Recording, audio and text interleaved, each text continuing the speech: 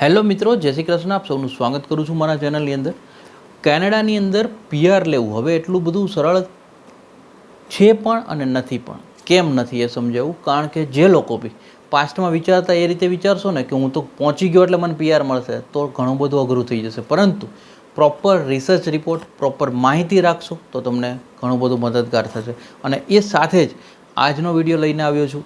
આ video last સુધી જોશો, તમને આની અંદરથી ઘણું જાણવા મળશે. તમને એ બી ખબર પડશે કે તમે કયા સેક્ટરમાં છો તો તમને પીઆર મળી શકે છે, કયા સેક્ટરમાં તમારે આગળ વધવું જોઈએ જેને કારણે તમને ફાયદો થઈ શકે. બધી જ ડિટેલ આપીશ. એ પહેલાં ચેનલ પર નવા છો સબસ્ક્રાઈબ કરી દેજો, નોટિફિકેશન ઓન રાખજો. કંઈ સવાલ વધે કોમેન્ટ કરતા રહેજો. મેઇન હું તમને એક વસ્તુ વાત કરું કે આજે કેનેડાના આપણા ભારતીય વિદ્યાર્થીઓની સંખ્યા મુજબ જોઈએ તો એક પ્રાયોરિટી લિસ્ટમાં આવતું છે province British Columbia.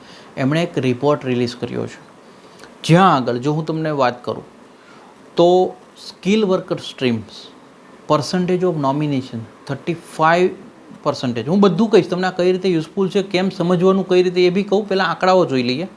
Health authority 23%, selection rate. Entry level ને સેમી સ્કિલ વર્કર ELSS 3% છે only. International graduate 20%, international post graduation 19%. આ પ્રકારના નોમિનેશન્સ બ્રિટિશ કોલંબિયાએ જે પાસ્ટ રિલીઝ કર્યા છે. આ બ્રેકડાઉનનો એમણે એક રિપોર્ટ રિલીઝ કર્યો, જેનાથી નેક્સ્ટ કોણે ફોકસ કરવાનું છે એ ઓક્યુપેશન્સની અંદર ખબર પડશે. હવે તમને એક વધારે આઈડિયા આવતા જશે. ઓક્યુપેશન કેટેગરી લિસ્ટની હું વાત કરું. એજ્યુકેશન, લો, સોશિયલ, કોમ્યુનિટી, ગવર્મેન્ટ સર્વિસીસ 23.5%. શાંતિથી આ વસ્તુ કેવી છે, થોડી ટફ લાગશે કારણ કે ટેકનિકલ છે. હું તમને બને એટલી સરળ કરવાની કોશિશ કરી રહ્યો, પણ તમને સમજાય તો જશે જ. તે શાંતિથી સમજશો તો સમજાશે. No listed occupation IPG stream nomination 18.7%. આ બધાની હું તમને ડિટેલ આપીશ. Natural and applied sciences and related 16.3%, health 12.5%, sales and services 12%, business, finance and administration 8%, trade, transport and equipment operators and related occupation 7.4%, art, culture, recreation and sport 1.2%, senior management 0.4%, manufacturing and utilities 0.3%, natural resources, agriculture and related production 0.1%. હવે આ આખું list એવું હતું કે જે past યર્સની અંદર British કોલંબિયાએ selection criteria ઉપર ભાર મૂક્યો છે. હવે અહીંયાથી તમને એક વસ્તુ એવી ખબર પડે, સૌથી પ્રાયોરિટીમાં કોણ આવ્યું? બ્રિટિશ કોલંબિયા, જેમણે ફોકસ કરવું હોય એમને education, law and social, community and government સર્વિસીસવાળા આવ્યા, કારણ કે 23%, IPG સ્ટ્રીમવાળા 18% અને નેચરલ રિસોર્સિસ એન્ડ એપ્લાઇડ સાયન્સવાળા 12%ની અંદર હતા, સેલ્ફ સર્વિસવાળા 12% હતા. તો આ લોકોના પ્રાયોરિટી સેક્ટર્સ હજી આવી શકે બ્રિટિશ કોલંબિયામાં.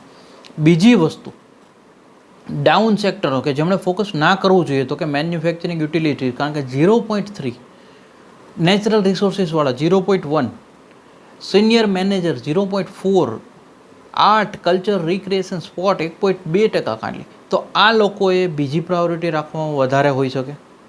આ સાથે જ હું તમને જો વાત કરું, અર્નિંગ લેવલની વાત કરું, સ્કિલ વર્કર્સનો રિપોર્ટ છે $72,800 Canadian dollar, $72,800 Canadian dollar. International ગ્રેજ્યુએટની વાત કરીએ 51,501 કેનેડિયન ડોલર.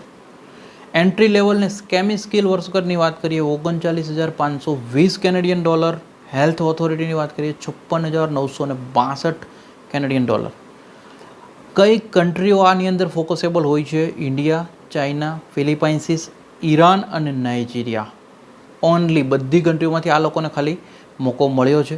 એટલે આવા જે ડેટા રિપોર્ટ રિલીઝ થતા હોય છે, જેમ કે આ જે એક બ્રિટિશ કોલંબિયાએ રિપોર્ટ રેડી કર્યો છે કે જે પાસ્ટ યર 2024માં એમણે કયા સેક્ટર્સની પ્રાયોરિટી આપી, કયા સેક્ટર્સના નોમિનેશન્સ ઇસ્યુ કર્યા, કયા સેક્ટર્સને સેલેરી લેવલ વધાર્યું, ઘટાડ્યું, ડોલર્સ રેટ વધાર્યા, મિનિમમ વેજીસ રેટ વધાર્યા, ઘટાડ્યા. આ બધા રિપોર્ટો, ઘણી વખતે એવું લાગે કે સર મારે તો આનું ક્યાં કંઈ કામ જ છે, પરંતુ આ બધા રિપોર્ટો તમને ક્યાંક ને ક્યાંક મદદગાર થશે. કારણ કે આનાથી તમારી ધીરે ધીરે પેલું કહેવાય છે ને, પહેલાં બાળક જન્મે તો પહેલું ધોરણ, બીજું ધોરણ, ત્રીજું ધોરણ, એવી રીતના એક સ્ટેપ રાખવામાં આવ્યા છે. સીધું એને 10માની એક્ઝામ ના અપાવાય, નકર એને ખબર ના પડે.